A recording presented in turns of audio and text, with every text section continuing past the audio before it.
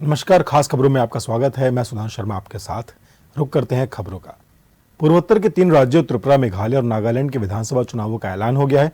मुख्य चुनाव आयुक्त राजीव कुमार ने बताया कि त्रिपुरा में 16 फरवरी और मेघालय नागालैंड में 27 फरवरी को मतदान होगा। तीनों ही राज्यों में चुनाव के नतीजों की घोषणा 2 मार्च को होगी। बता दें कि तीनों राज्यों की विधानसभा का कार्यकाल मार्च में खत्म हो रहा है। तीनों ही राज्यों में 60-60 सदस्यीय विधानसभा है।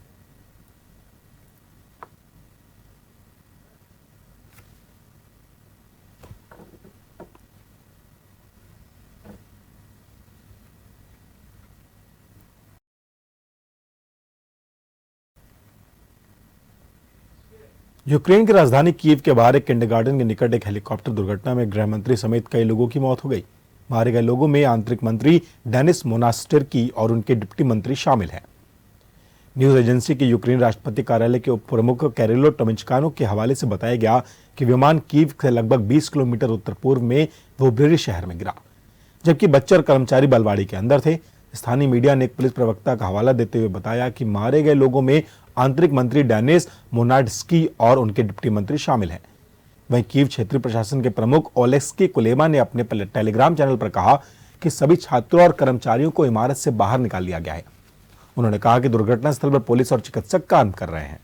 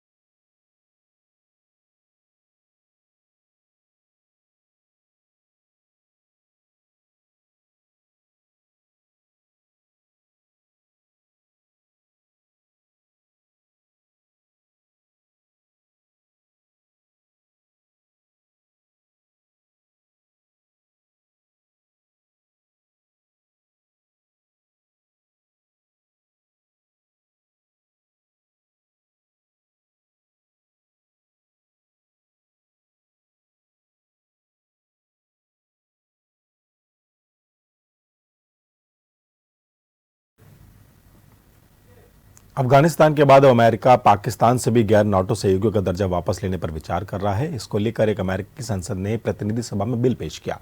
यह बिल अमेरिकी सांसद एंडी बिग्स द्वारा पेश किया गया। अमेरिकी राष्ट्रपति द्वारा इस पर हस्ताक्षर किए जाने से पहले इस बिल को सदन और सीनेट में पारित करने की आवश्यकता है और आवश्यक कार्रवाई के लिए इसे हाउस फॉरेन अफेयर्स कमेटी को भेजा गया है। बता दें कि पाकिस्तान को गैर नाटो सहयोगी पदनाम के रूप में जारी रखने के लिए राष्ट्रपति जो बाइडेन के वार्षिक प्रमाणीकरण की आवश्यकता है।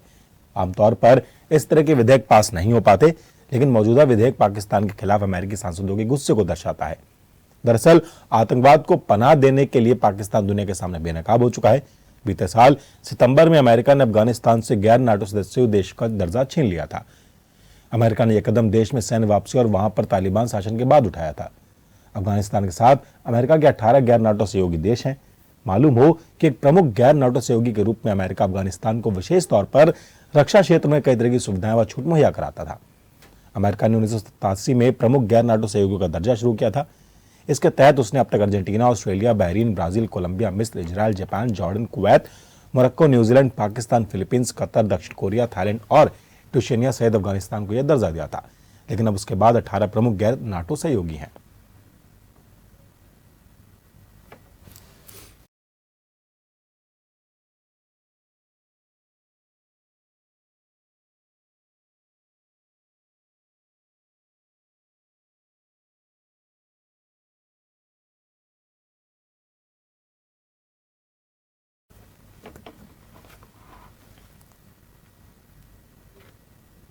प्रधानमंत्री नरेंद्र मोदी ने वर्चुअल माध्यम से रिमोट दबाकर सांसद खेल महाकुंभ का उद्घाटन किया। इसमें पहले मुख्यमंत्री योगी आदित्यनाथ ने आयोजन स्थल शहीद सत्यवान सिंह स्टेडियम के मंच से खिलाड़ियों और मौजूद समूह को संबोधित किया। सीएम योगी ने कहा कि पिछले 8 सालों में पूरा देश और दुनिया एक नए भारत का गवाह बना। बदलते भारत ने दुनिया को हर क्षेत्र में अपनी ताकत का एहसास कराया है। पूरा विश्व स्वीकार करता है कि यह पीएम मोदी के नेतृत्व में भारत ने दुनिया का नेतृत्व करने की क्षमता हासिल की। यह 8 दिवसीय प्रतियोगिता बस्ती जिले में आयोजित हो रही है। उद्घाटन के दौरान सीएम योगी के सांसद हरीश द्विवेदी भी मौके पर मौजूद रहे। पीएम ऑनलाइन हरैया बनाम सदर के बीच खो खो मुकाबला भी देखेंगे। बता दें कि खेल महाकुंभ के करीब 2,90,000 छात्र छात्राएं सांस्कृतिक कार्यक्रमों और 50,000 खिलाड़ी खेलों में हिस्सा ले रहे हैं। 22 प्रकार के खेल और 8 प्रकार के सांस्कृतिक कार्यक्रम 8 दिनों में होंगे। कार्यक्रम का सीधा प्रसारण नमो ऐप और डीडी स्पोर्ट्स पर हो रहा है। जिला स्तर पर 18 से 28 जनवरी तक खेल महाकुंभ चलेगा। इसमें cricket, kabaddi, kho kho, badminton, basketball, badminton, handball, hockey, football, volleyball, 100, 200, 400, 800, 1500 और 3000 मीटर की दौड़, चक्का फेंक, गोला फेंक, long jump, high jump, table tennis, शतरंज, कैरम बोर्ड, ताइक्वांडो सहित 22 प्रकार के खेल होंगे। सांस्कृतिक कार्यक्रम में तहत निबंध, गायन, काव्य पाठ, पोस्टर सहित 8 प्रतियोगिताएं आयोजित की जाएंगी।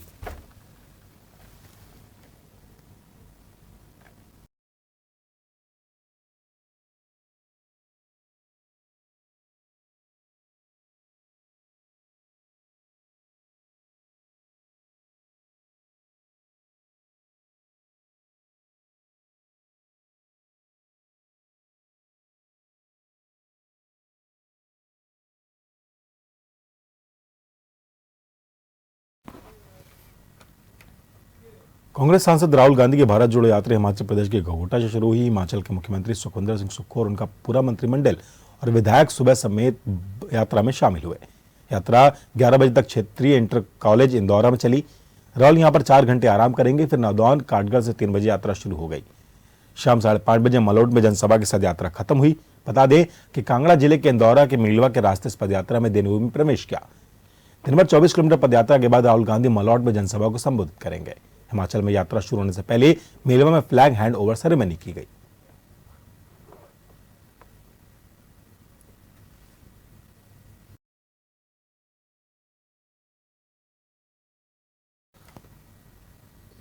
तेलंगाना में डिप्टी सीएम ब्रजेश पाठक की अगुवाई में योगी सरकार के कई मंत्री निवेशकों के साथ बैठक कर रहे हैं और हैदराबाद में निवेशकों को निवेश के लिए आमंत्रित कर रहे हैं।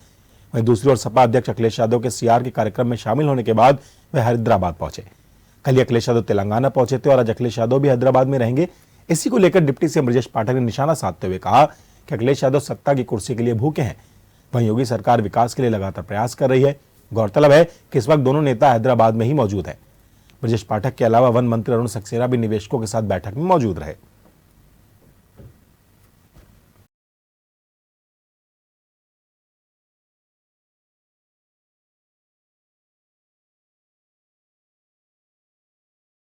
आज तेलंगाना की राजधानी हैदराबाद में हम लोग हैं। हैदराबाद में Uttar Pradesh global investor summit के लिए प्रतिबद्धता के साथ अपने ऑफिसर्स के साथ, माननीय मंत्रीगणों के साथ हम लोग आए हुए हैं और प्रातःकाल से ही शाम तक लगातार सेशंस चलेंगे। विभिन्न उद्योगपतियों से हमारी बात होगी और शाम को हम लोग रोड शो करेंगे। दूसरी तरफ हमने देखा कि जो विपक्षी दल है, समाजवादी पार्टी के मुखिया अखिलेश यादव यहीं आए हुए हैं और वो तीसरे फ्रेंड की तलाश में है। उत्तर प्रदेश की विकास की मुख्य धारा में ले जाने के लिए आदरणीय योगी जी की पूरी ताकत और लगन के साथ लगे हुए हैं। दूसरी तरफ विपक्षी दल लगातार उत्तर प्रदेश में अपनी कुर्सी की भूख को मिटाने के लिए देश के दूसरे हिस्सों में दौड़ रहे हैं। उत्तर प्रदेश की जनता को ध्यान से देखना चाहिए कि उत्तर प्रदेश सरकार आदरणीय योगी जी के नेतृत्व में भारतीय जनता पार्टी पूरी ताकत के साथ उत्तर प्रदेश के चतुर्मुखी विकास के लिए काम कर रही है। उत्तर प्रदेश राज्य इंफ्रास्ट्रक्चर के मामले में देश में नंबर 1 पर आने वाला है और हम आर्थिक मोर्चे पर भी शीघ्र ही नंबर 1 पर आ जाएंगे। बहुत बहुत धन्यवाद। खेरिया स्थित आगरा हवाई अड्डे से अब और उड़ानों की आवाजाही हो सकेगी। सुप्रीम कोर्ट ने मंगलवार को अपने पूर्व आदेश में संशोधन करते हुए एयरपोर्ट अथॉरिटी ऑफ इंडिया की याचिका पर सुनवाई की और आगरा हवाई अड्डे से उड़ानों की संख्या बढ़ाने की अनुमति दे दी। इस आदेश से धनौली में प्रस्तावित नए सिविल इनक्लेव को बनाने का उद्देश्य भी पूरा हो सकेगा। इसके लिए 55 करोड़ जमीन अधिग्रहित की जा चुकी है। 55 एकड़ की जमीन अधिग्रहित की जा चुकी है। जस्टिस संजय किशन कौल की अध्यक्षता वाली पीठ ने आवेदन पर सुनवाई करते हुए टर्मिनल के निर्माण और उड़ानों की संख्या बढ़ाने का निर्देश पारित किया। एएआई ने सुप्रीम कोर्ट में आवेदन दायर कर 11 दिसंबर 2019 के आदेश में संशोधन की मांग की है। उस आदेश में अदालत ने केंद्र को अगले आदेश तक आगरा हवाई क्षेत्र पर हवाई यातायात को बढ़ाने के लिए कोई अनुमति नहीं देने का निर्देश दिया था।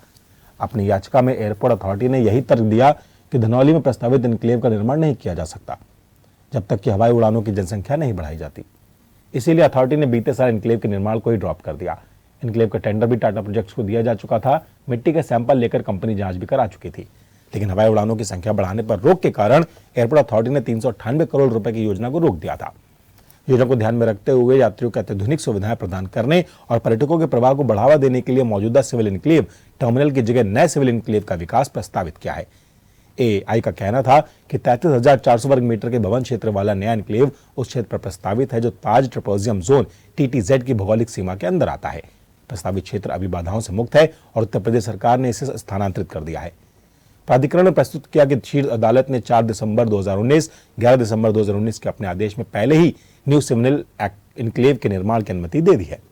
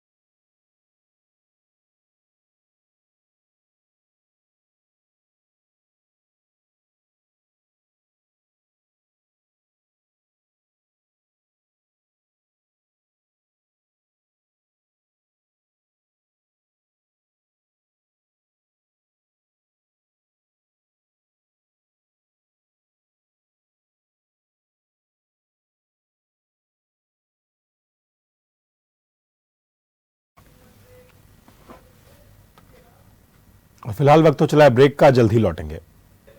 ब्रेक के बाद आपका स्वागत है। काशी में साल भर उत्सव का रंग जमता है। हॉट एयर बलून शो ने इसकी रंगत को और बढ़ा दिया। नाइट ग्लो शो काशी की रौनक में 4 चांद लगा रहे हैं।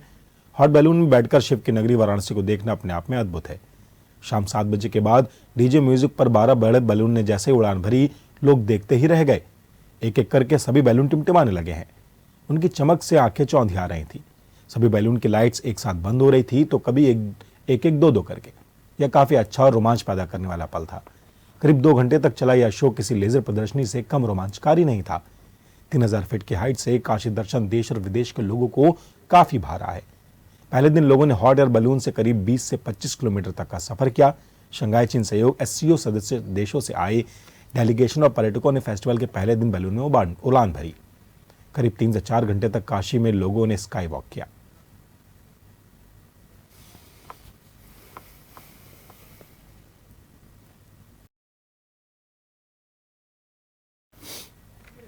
देश के कई इलाकों में शीतलहर के बीच एक और मुसीबत आ सकती है। दरअसल भारत मौसम विज्ञान विभाग ने अगले सप्ताह उत्तर पश्चिम भारत में हवाओं के साथ हल्की सी मध्यम बारिश और ओलावृष्टि की भविष्यवाणी की है। मौसम विभाग ने अगले सप्ताह हिमाचल प्रदेश में भारी बर्फबारी और बारिश के साथ तापमान में गिरावट की भविष्यवाणी की है। मंगलवार को कई उत्तर भारतीय राज्यों में न्यूनतम तापमान 1 से 3 डिग्री सेल्सियस के बीच दर्ज किया गया। मौसम विभाग के अनुसार नवंबर और दिसंबर में मजबूत पश्चिमी विक्षोभ की कमी के कारण इस सर्दी के मौसम में दिल्ली में अब तक बारिश नहीं हुई। 23 और 24 जनवरी को जम्मू, हिमाचल प्रदेश, उत्तराखंड, पंजाब, हरियाणा, चंडीगढ़, दिल्ली, पश्चिम उत्तर प्रदेश, राजस्थान में छुटपुट स्थानों पर हल्की से मध्यम ओलावृष्टि होने की संभावना है। IMD ने कहा कि पंजाब, हरियाणा, दिल्ली और पश्चिम उत्तर प्रदेश में 23-24 जनवरी को कभी कभी 50 किलोमीटर प्रति घंटे की रफ्तार से हवा चलने की संभावना है। घने कोहरे के कारण कम दृश्यता ट्रेन और उड़ान सेवाओं को बाधित कर रही हैं। इंदिरा गांधी अंतर्राष्ट्रीय हवाई अड्डे पर आज उत्तर रेलवे की करीब 6 ट्रेनें देरी से चल रही हैं और कई ट्रेनें देरी से चल रही हैं। उत्तर प्रदेश, भारतीय और मध्य प्रदेश के मैदानी इलाकों में न्यूनतम तापमान में आज कोई महत्वपूर्ण बदलाव की भविष्यवाणी नहीं की गई। इसके बाद 19 से 21 जनवरी तक 4 से 6 डिग्री सेल्सियस की क्रमिक वृद्धि होगी। हरियाणा, पंजाब, चंडीगढ़, दिल्ली और राजस्थान के कुछ हिस्सों में कड़ाके की ठंड की स्थिति बनी हुई है। उत्तराखंड, उत्तर प्रदेश और बिहार के छुटपुट इलाकों में कल तक शीतलहर की स्थिति रहने की संभावना है।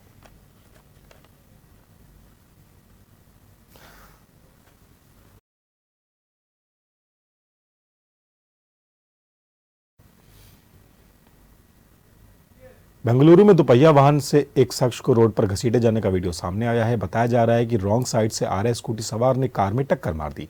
इसके बाद जब कार के ड्राइवर ने बाइक सवार को रोकने की कोशिश की तो वह भागने लगा।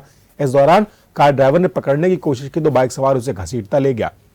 इस घटना का वीडियो वायरल हो रहा है। हालांकि यह घटना कब हुई यह स्पष्ट नहीं है। जानकारी के अनुसार यह घटना बेंगलुरु के मगदी रोड के पास होसाहल्ली मेट्रो स्टेशन के करीब हुई है। बताया जा रहा है कि एक बाइक स्कूटी सवार ने रॉन्ग साइड से आकर कार में टक्कर मार दी थी। इस पर कार के ड्राइवर ने उसे रोकने की कोशिश की तो वह भागने लगा। इसके बाद कार ड्राइवर ने स्कूटी को पकड़ लिया, लेकिन वह स्कूटी को भागने लगा और ड्राइवर को भी रोड पर घसीटते हुए ले गया। इस दौरान रोड पर चल रहे अन्य कुछ राहगीरों ने घटना को मोबाइल में कैद कर लिया और तुरंत स्कूटी सवार युवक को रोकने की कोशिश की। इस दौरान युवक ड्राइवर गंभीर रूप से चोटिल हो गया। उसे इलाज के लिए अस्पताल में भेजा गया है। आरोपी स्कूटर सवार की पहचान कर ली गई है। इस मामले को लेकर गोविंदराज नगर थाने में केस दर्ज किया गया है।